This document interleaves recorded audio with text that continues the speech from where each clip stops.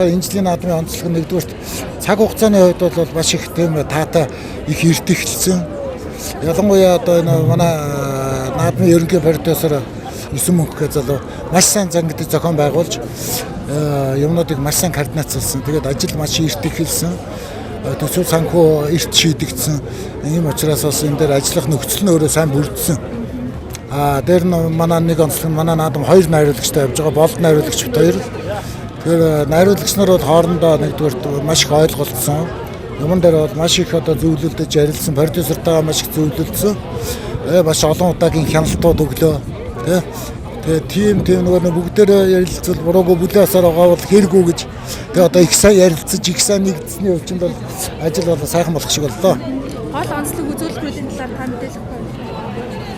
Өөр нь одоо бүгд ойл онцлогтой урдын жилүүдэд бол одоо нэг их олон тэгж гарахааргүй байсан тийм нөхцөлийг л бид нар хийсэн. Жишээлбэл одоо 400 хүүхдийн гимнастик гэдэг бол бас хэцүү тийм ээ. 400 хүүхдийн одоо бөмбөрийн тоглолт гэдэг бол бас хэцүү. Тэгээд л одоо 600 цэргийн одоо жишээлбэл үзүүлбэр гэдэг бол бас л хэцүү. Тэгэхээр энэ нэгдүгээрт одоо бүрэлдэхүүн оролцож байгаа ерөнхий нийт бүрэлдэхүүний хувьд бол маш их одоо тийм олон үнэтэй 3000 хүн оролцсон. Тэгээд энийг зангидаж зохион байгуулахад бол үнэхээр бас амаргүй байсан. Гэхдээ л одоо манай ажлын баг маань үнэхээр их нэгдсэн. Их тийм хүчирхэг баг ажилласны үр дүнд одоо энэ одоо масс том арга хэмжээг бол сайхан зохион байгууллаа.